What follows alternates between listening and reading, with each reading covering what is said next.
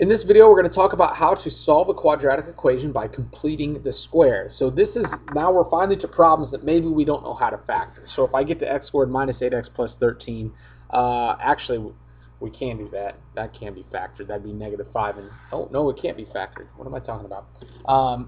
You cannot factor this equation here on the left. It's already in the general form, so we've already set up the correct way. But the problem is, what do we do now? So the completing the square method goes like this. Step 1, you move everything with an x to one side of the equation. Anything without an x goes to the opposite side of the equal sign. So in other words, in this one, I want to start off by subtracting 13 from both sides. I'm going to move the 13 over. So I have x squared minus 8x on the left, and I have a negative 13 on the right. This is different than what we normally do, right? In the factoring method, we always want to start off with this. In fact, factoring is always the easiest way, so this is the first step in every problem. If this doesn't work, here goes the completing the square part. Subtract 13 from both sides. Now I go like this. I look at the number in front of the x. I take this number. That's in this format. In this format, if I have it written this way, it's always the b value, right? The number that goes with the x. I'm going to take this 8. I'm going to divide it by 2, which is 4. And then I'm going to square the result. So I'm going to take that 4, I'm going to square it. 4 squared is 16.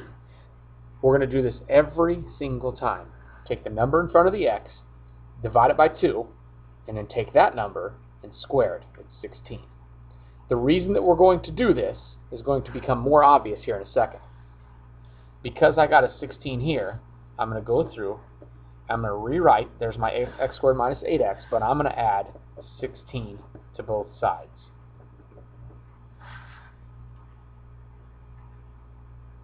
Let that soak in for a second, right? The reason I'm adding 16 is because that's what I got after going through this two-step process. And the reason I started with 8 is because that was the number in front of the x. The reason that we've gone through all of this trouble is the following. This on the left side of the equal sign is now an easily factorable equation. X squared minus 8x plus 16 turns out to be x minus 4, x minus 4. Or better yet, x minus 4 squared, right? The right side of the equal sign is pretty simple. It's 16 minus 13, so that's just 3. I end up with something that looks like this instead. The reason that we've taken this number, divided it by 2, squared it, and then added the result to both sides is because every single time you will get a perfect square. You will always end up with something that looks like this every single time with completing the square. So now the question is, how do I solve for x? What does x equal? Because right now it's inside of a square and I'm subtracting 4 from it. So to get rid of the square, that's our next step, we need to square root both sides. I'm going to square root the left, I'm going to square root the right. Very important here that I remember, when I square root both sides, I've got to keep the plus and minus in.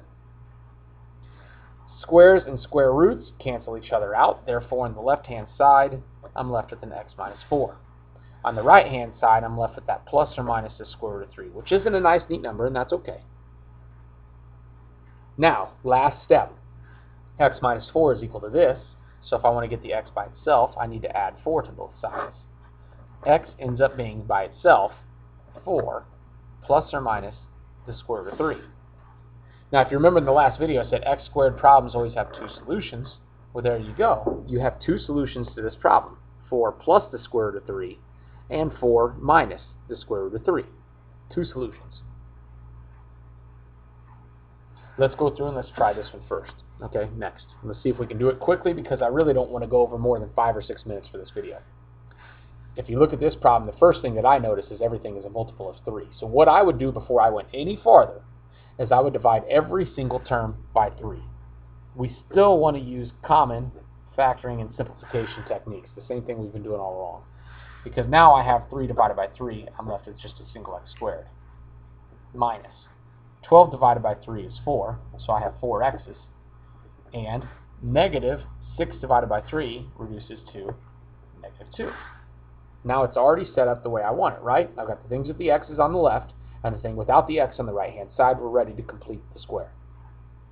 So I take the number in front of the x, that happens to be a 4. I divide that by 2. It gives me a 2. Now I go to take that 2, and that gives me 4 when I square it. So the number that I'm going to add to both sides is going to be a 4. I'm going to rewrite now. X squared minus 4x plus 4. And it's always addition. I'm going to add 4 to both sides. And the reason that I do that is because now this on the left is a perfect square. That's x minus 2, x minus 2. On the right-hand side, I just have 4 minus 2, which is 2. Now to get rid of the square, I need to square root both sides, and do not forget your plus or minus. So, squares and square roots cancel out. I'm only left with an x minus 2 on the left. The right-hand side of the equation becomes a plus or minus the square root of 2. And if x minus 2 is equal to this, that means I can add 2 to both sides to get the x by itself. X is 2 plus or minus the square root of 2. 2 solutions. Completing the square, I'll be honest, there are some benefits for it. It is a little bit tougher. Out of all the methods to solve quadratic equations, I think it's the hardest one. So if you can master this one, you're doing pretty darn good. But it's one that takes practice. What we're going to do in the next video is we're going to talk about yet another way to solve quadratic equations. It's the method that is the easiest for even the difficult equations. Okay?